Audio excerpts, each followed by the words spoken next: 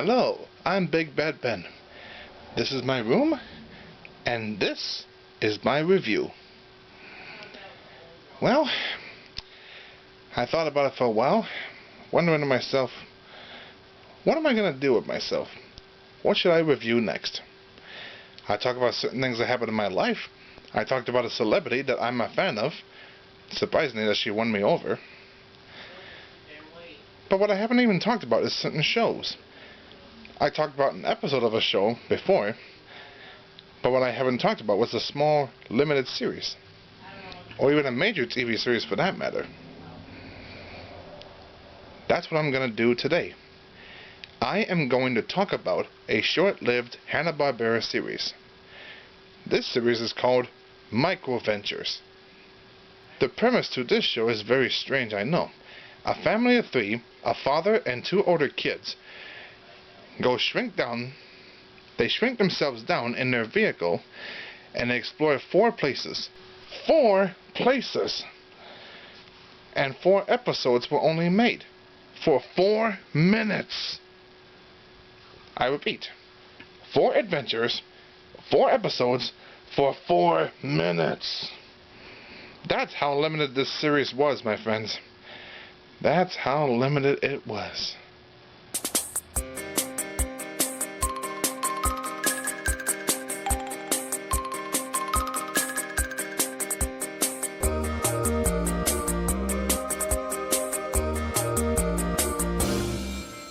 Here's a question that a lot of you are asking. Out of all the shows made by Hanna-Barbera, the kings of Saturday morning cartoons, why would I choose Micro Ventures? It's no surprise that Hanna-Barbera has done so many different variety of series for their shows. Some that could last for 2 seasons, others last for 1.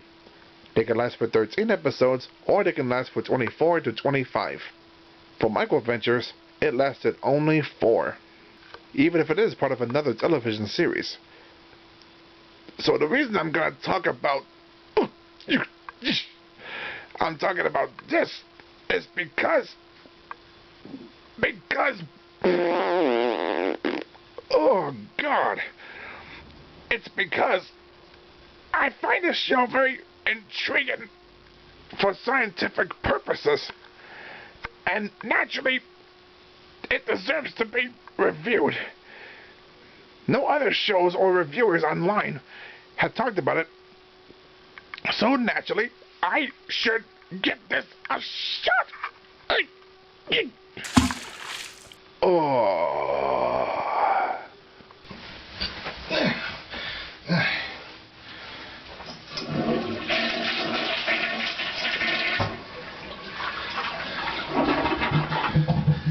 Moving on.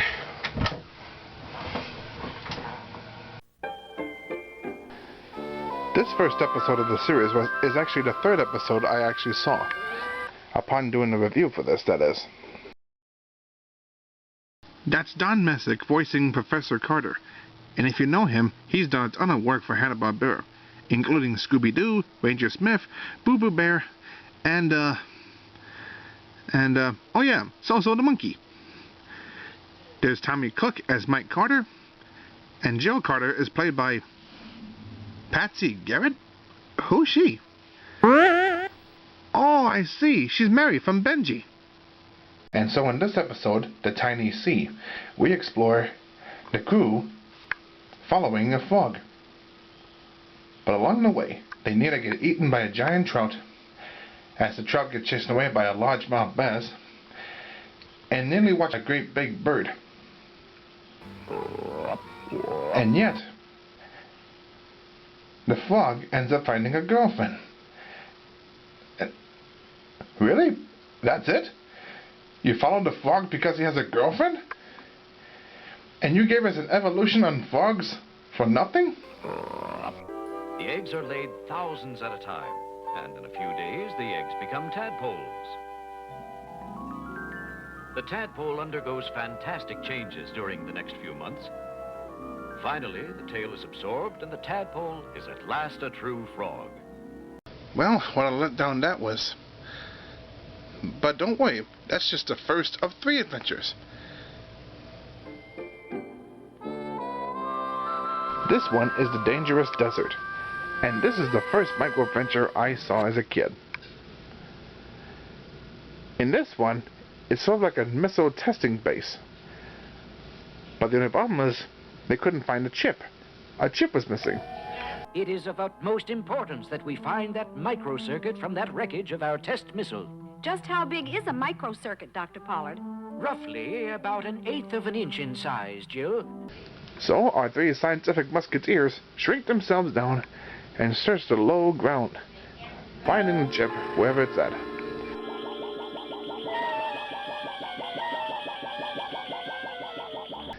But along the way, they come across some dangerous creatures.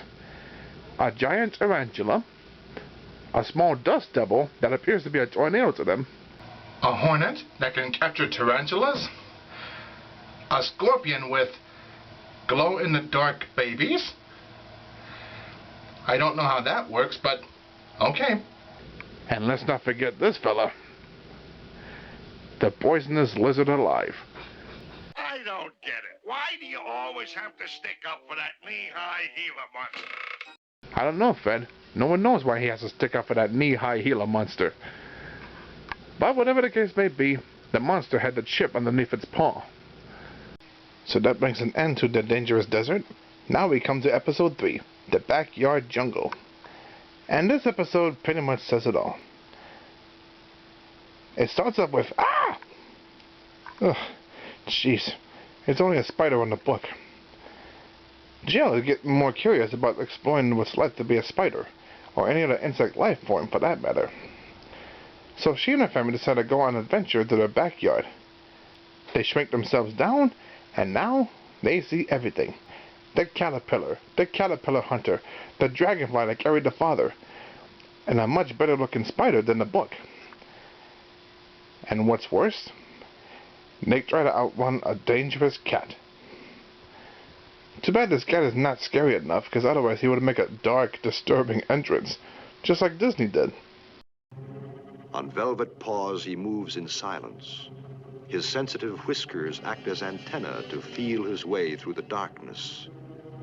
The pupils of his eyes expand to take in every particle of light.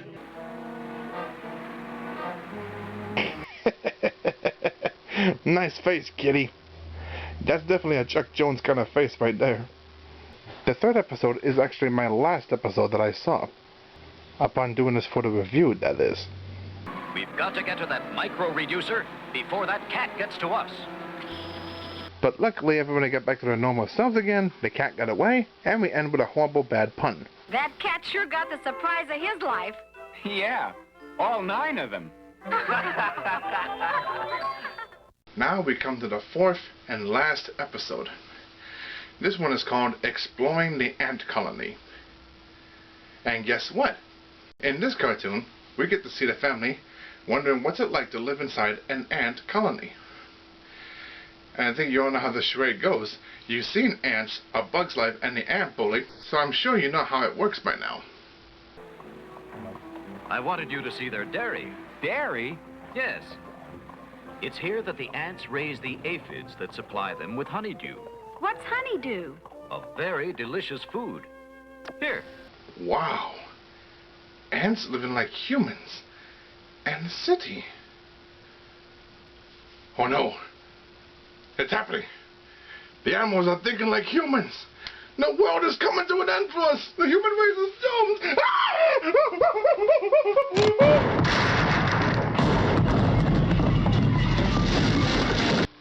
It seems that the smell from the Amazon ants had got up on our 3 heroes. Well, mostly Jill, actually. And once the ant colony got a whiff, they started attacking them. We must have picked up the scent of the red ant.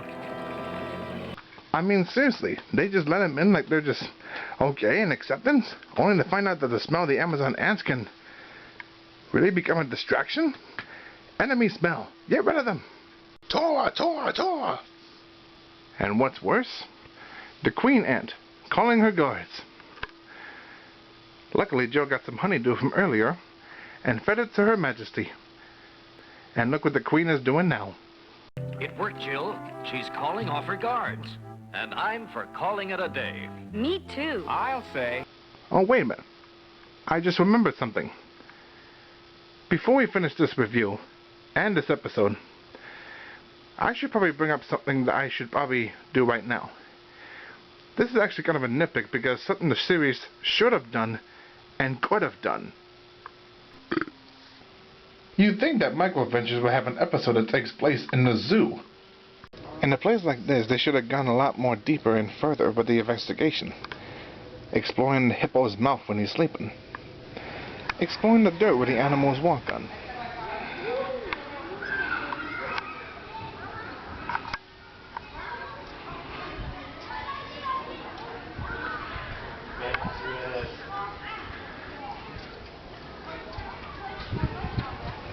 Exploring manure.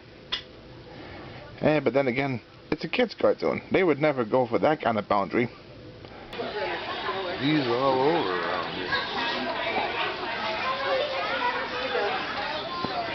The other animals, you have to throw it, okay? There we go. Unless they want to find out what makes the water smell bad because of the penguins. Oh, we can save the penguins a little longer. You watching your buddy sing? Ouch! Gangway! Why is he jumping up and down like that? I know there's ants in his pants, but does he really have to scratch like a chimpanzee with fleas? Oh my god!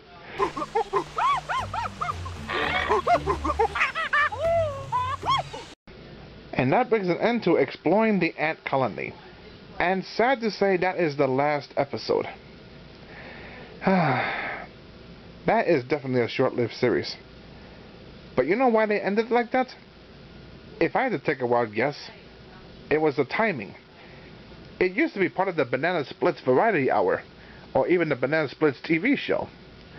But unfortunately, with other shows like Three Musketeers, Danger Island, and let's not forget this one, Arabian Nights, you had to cut back on something. And since Micro Adventures was 4 minutes long, of course you had to spare the end for more Banana Split shenanigans. Or however long the episode of Danger Island has to be. Either way, you had to cut back on something for the time. Especially for the early 70s. And that was Micro Adventures. A short-lived series, 4 episodes, under 4 minutes long each. I hate to say this, but you know, the show could have tried. Yeah, it could have tried. Instead of exploring the backyards, it could have gone more further than that. Nope. They decided to go just the simple ways in that one. I can see why it was short-lived too. There's so many dangerous stuff in the outside world anyway. Especially the ocean and the humongous jungles of Africa. But, then again, I can see why they had to stop with that one. They tried their best. Yeah, they tried, but you know what? It really had something there. But instead of exploring the backyards, couldn't you go even more further than that? Like exploring what goes on underground, or maybe somewhere far region. What lies in the barn? What lies in the house? How do the pipelines work? How does electricity flow inside the currents of the house? What makes everything short-circuit? There's like a ton of areas you could have gone with that. But Hanna-Barbera did not take any chances at that. That's why it only lasted 4 episodes. But you know what? Screw it. I actually enjoyed it. Okay, I'm not like a kid in science class or anything, but still, it's a lot of fun. It's educational, good to know, and a good way to know your scientific expertise as you get older. Is it worth it? I say it is. Is it worth checking out? Totally. So if you haven't seen these yet, I strongly suggest you check them out. It's actually not bad, wonderful animation, despite being Hanna-Barbera, but you never know what to expect. Nobody ever knows what to expect when they see certain shows, when they judge a book by its cover. Coming soon to Room with a Review. I'm going to review makeup artist Rick Baker, an independent short film called Intruder. And maybe I'll review a certain Dr. Seuss book. A new book I just purchased in the mail that suddenly it was canceled. We'll see what happens. I'm Big Bad Ben. Thanks for watching. Thank you for watching, and thank you for listening.